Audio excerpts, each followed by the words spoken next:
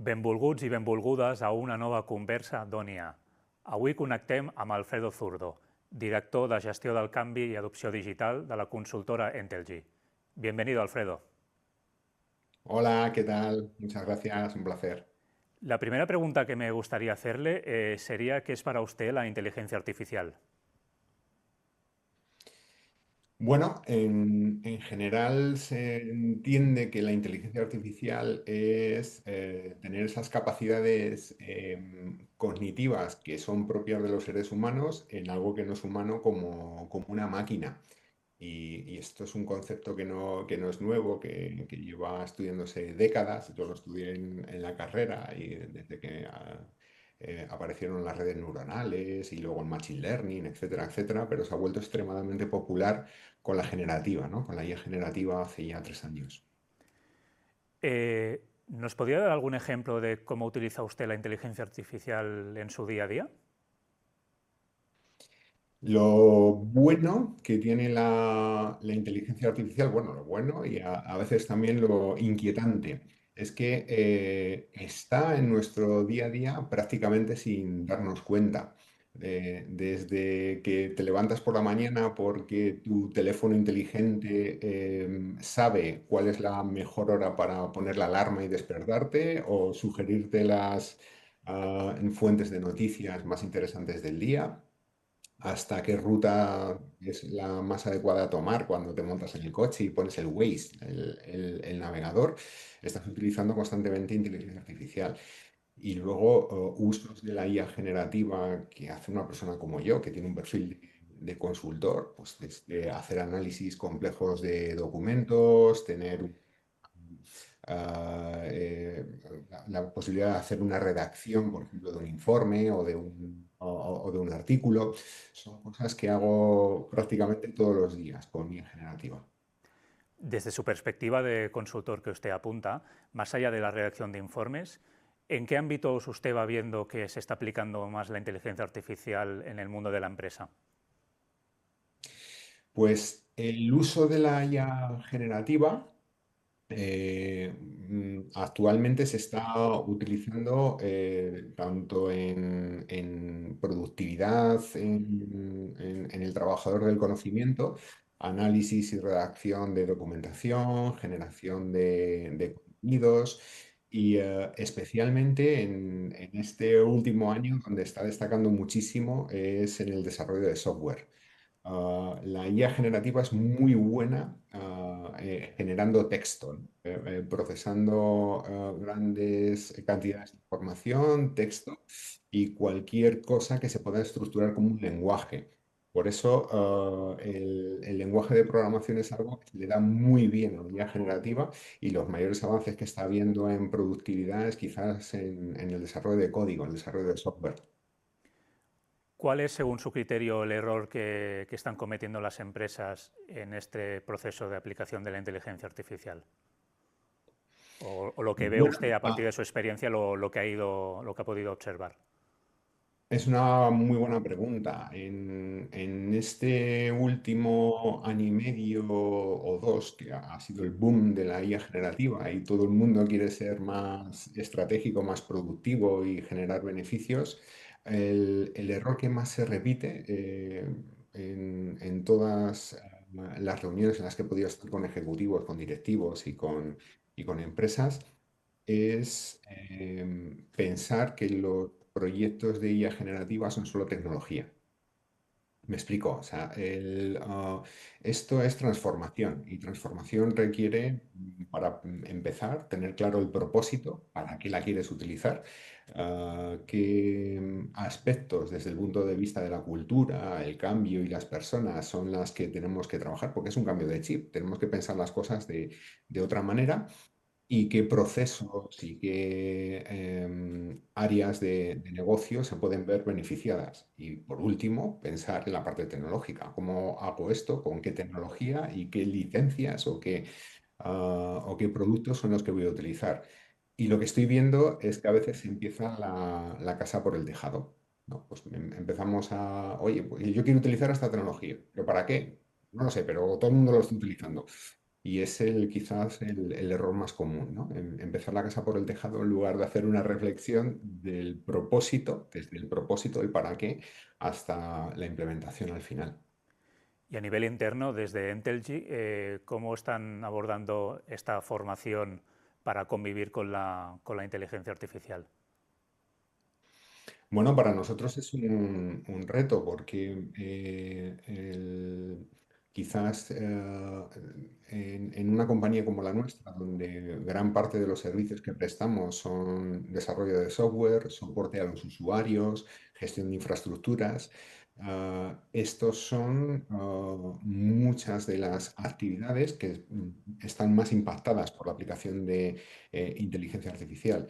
Nosotros lo que estamos haciendo internamente es un proceso de alfabetización, es la palabra que se utiliza en el mercado y es como lo llama la Unión Europea, que consiste en formar, concienciar y conseguir una adopción segura, ética y responsable de la IA. Eso requiere que todas las personas de la compañía pasen por ese proceso de formación y concienciación. Y para poder adoptarla, lo que estamos haciendo es identificar uno por uno los servicios donde tiene más sentido utilizar IA y con las propias personas que están al frente de esos servicios, desde los managers hasta los técnicos, explorar esas oportunidades de automatización. Pilotarlo, hay que probar, hay que experimentar y hay que equivocarse pronto y barato, ¿no? Que es un poco la consigna de todo esto.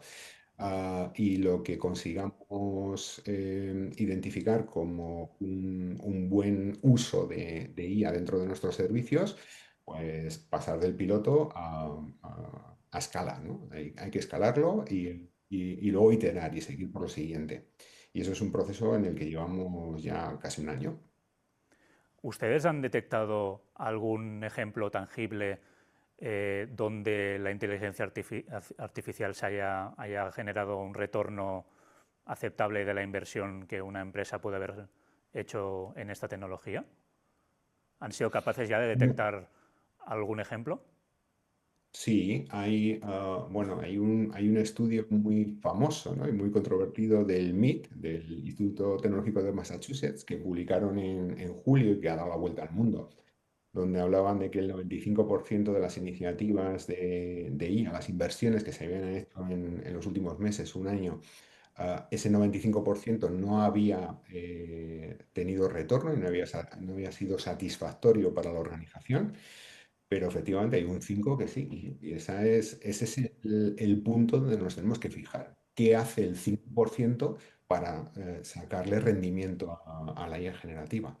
En general, como te decía antes, es el ámbito, por ejemplo, del desarrollo es donde más beneficio y más retorno está habiendo. Se está haciendo el trabajo que antes hacían equipos de 8 personas. Imagina un jefe de proyecto, un par de analistas, 4 programadores senior y 2 junior. Se están haciendo con prácticamente la mitad de los equipos, ¿no? Y es mucho más rentable porque requiere muchas menos horas de esas personas y además se consigue hacer en un plazo menor. Es un ejemplo donde prácticamente todo el mercado coincide en el que tenemos un retorno muy fácil y muy inmediato. En esta fase de adaptación del uso de la inteligencia artificial en la empresa, muchas de estas empresas están en búsqueda de talento especializado. ¿Qué recomienda usted o qué recomiendan desde Entelgy a las empresas para completar esta búsqueda del talento? Bueno, en general tenemos un problema para encontrar talento. ¿Por qué? Porque esto es nuevo para todo el mundo y las personas que realmente pueden aportar un plus con una experiencia y que tienen realmente talento son las que son y están en el mercado para que todo el mundo compita por contratarlos, ¿no? Por ficharlos. Yo lo que diría es que la principal diferencia no es un tema de know-how, ¿no? De lo que sabes, de lo que sabes técnicamente. Es si esas personas tienen habilidades que van un poco más allá de lo que es el conocimiento técnico, como por ejemplo tener pensamiento crítico. En este tipo de proyectos el pensamiento crítico es fundamental. Tener pensamiento, visión sistémica, ver las cosas con mucha perspectiva, tener no solamente esas habilidades de inteligencia artificial o de alfabetización digital, sino tener también una capacidad notable para analizar y solucionar problemas. O sea, estas habilidades son habilidades muy clásicas, ¿no? Bueno, se llevan hablando en las empresas desde hace muchos años, pero es que con esto de la IA se han vuelto más importantes que nunca, ¿no? Yo destacaría quizás la del pensamiento crítico, encontrar personas que sean capaces de ver si lo que estamos obteniendo es suficientemente bueno, de calidad, rentable y no una alucinación, es un plus y es diferente. ¿Y eso se tiene o no se tiene? Ahora quizá existen muchas voces que apuntan que hay una visión muy técnica de lo que es la inteligencia artificial. A nivel de sociedad, ¿qué cree usted que se puede hacer para que la gente entienda mejor lo que es la IA más allá de los aspectos técnicos? Es una observación muy buena, porque es cierto, ¿no? Por ejemplo, cuando hablas con consejos de administración y con empresarios, su primer pensamiento, esto de la IA es del informático, ¿no? Y es un error que nos conduce a que en las organizaciones públicas, privadas y de todo tipo no hay un buen gobierno, no hay una buena gobernanza de qué se está haciendo con esto de la IA. Respondiendo a la pregunta, a nivel de sociedad, una cosa que yo recomendaría es cambiar el punto de vista y entender que esto de la IA no es una herramienta, no es simplemente una tecnología, es lo que llaman los economistas una tecnología de propósito general. Es algo que puede impactar a nivel socioeconómico a todos los niveles y lo tenemos que ver en nuestras organizaciones, en la sociedad, en las empresas y en las administraciones, si quieres, como una especie de habilidad organizativa. No solo una herramienta o no solo una tecnología, una licencia que tengo. Es una manera distinta de ver las cosas. Y si la consigo ver de esa manera, seguramente pensaré en repensar cómo trabajamos, cómo tenemos los procesos y cómo producimos con una verdadera cooperación humano-máquina, ¿no? Que es lo que realmente tenemos que buscar y no tanto la sustitución del capital humano o de la mano de obra por los automatismos. Y pasando a otro ámbito, ¿qué opinión le merece el debate ético que se está generando alrededor de la inteligencia artificial y su uso? Bueno, es un tema controvertido ahí, además tiene como varios planos, ¿verdad? La IA, como cualquier otra tecnología puntera, puede ser utilizada para hacer cosas buenas o cosas no tan buenas. Y de esto depende la persona que lo utilice, pero no es algo intrínseco a la propia IA, ¿no? Esto es como un cuchillo. Puedes utilizarlo en cocina para hacer cosas maravillosas y cocinar unos platos estupendos o puedes utilizarlo para agredir.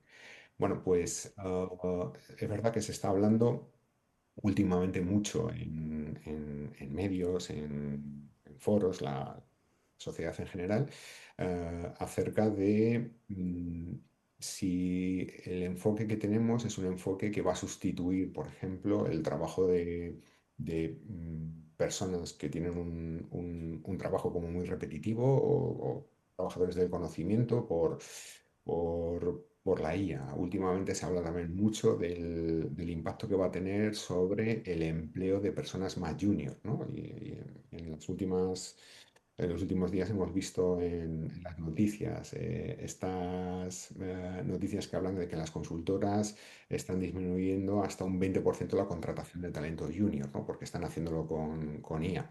Bueno, esto es éticamente bueno o malo, es que depende cómo lo veamos. Toda organización debería buscar maximizar la generación de riqueza, de empleo eh, y de cumplimiento de su propósito para la cual fue creada. Y si la IA es una buena manera de hacerlo, lo que vamos a tener que hacernos es adaptarnos. Yo siempre que hablo de este tema, me gusta poner como ejemplo, ¿no? O conclusión que el drama de esto de la automatización no es que pongamos una tecnología o una herramienta que haga el trabajo de las personas que llevan 20 años haciendo este trabajo y esas personas pues se queden sin él. El drama es que tengamos personas que llevan haciendo 20 años el trabajo de una máquina.